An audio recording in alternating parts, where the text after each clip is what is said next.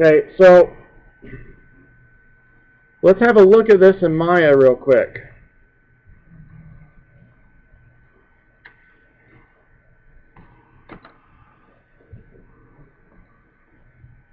Okay, so I'm going to open up the hypergraph hierarchy editor by going to hold down spacebar and going to the hypergraph hierarchy. And here is my editor. There's my cameras, just like I said they would be. They're grayed out right now because they're hidden. If I select one and press Shift H, then you can see that it turns a darker gray. That means that it's not being hidden anymore. I can hide it again by pressing Control H.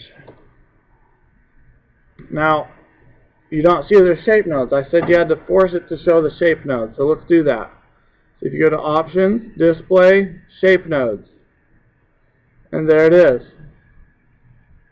Okay, so there's the persped shape, which actually is all the information that makes a camera a camera. And then we have the top shape, front shape, so on and so forth. Okay.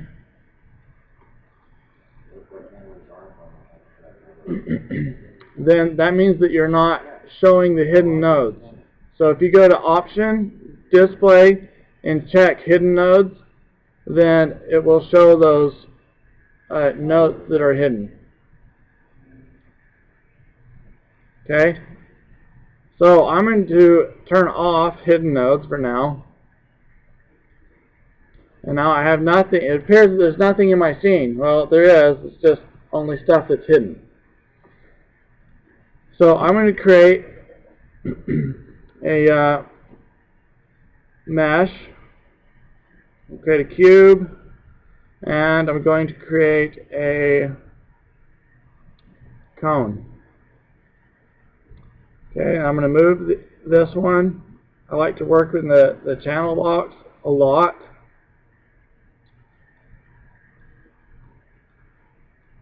And I've offset that. I'm going to offset it to -5 on Z.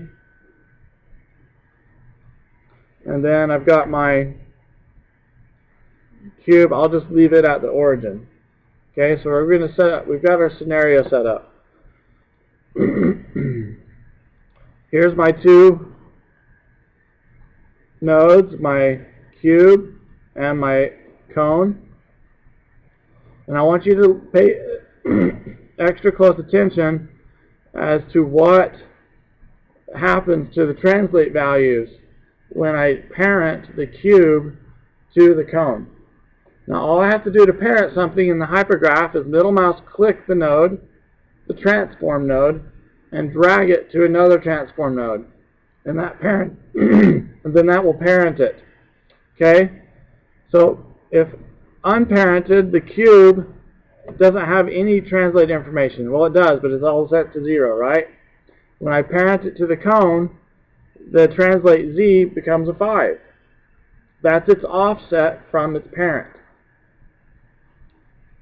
Okay? And then cone is at -5. Now we have, so this is our hierarchical relationship. Now if a parent object moves, by default the child object must move with it.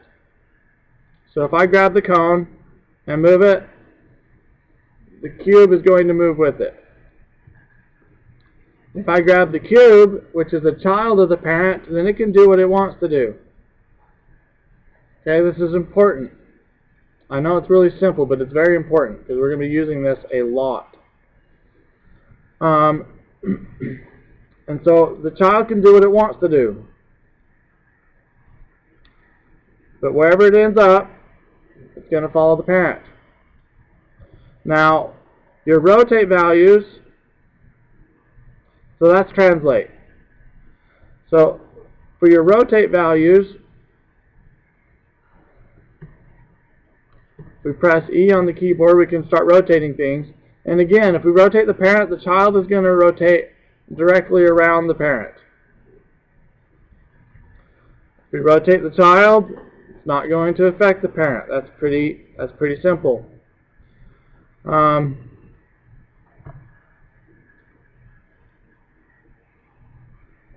Now,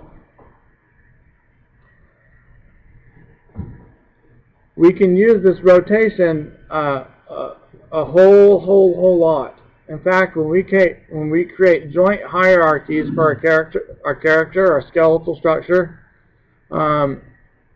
this is all it is. It's a whole bunch of these transform nodes.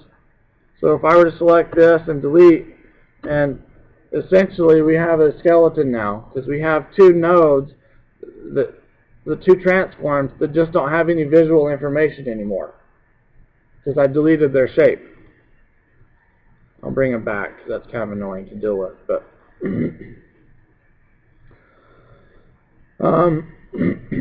so the rotation is a measure of the offset from its origin or parent. So whatever its parent transform is, it's a measure of the offset of its rotation versus compared to its parent's rotation. So if I rotate cone 90 degrees,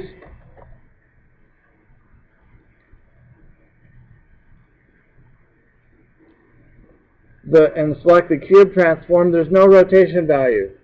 Well, I didn't rotate the cube. There's no offset of the cube from the cone. So, but if I rotate the cube, let's say -90 in y, so I used another one, yeah, okay. Then I have an offset value from its parent, right? So what's going to happen if I unparent the cube from the cone? What's it going to say in its rotate? 0. We'll see. And in fact, it does. Okay, because now there's not any offset between the cube's rotation and its parent's rotation. Okay, so I know that's kind of abstract, but it doesn't really get better than that. It's always abstract, and that's partly what makes being a character setup artist difficult. But being able to conceptualize this is really going to be beneficial. Now, that's our hierarchical relationships. Let's see. Now these hierarchies can get huge. I'm debating opening up another file.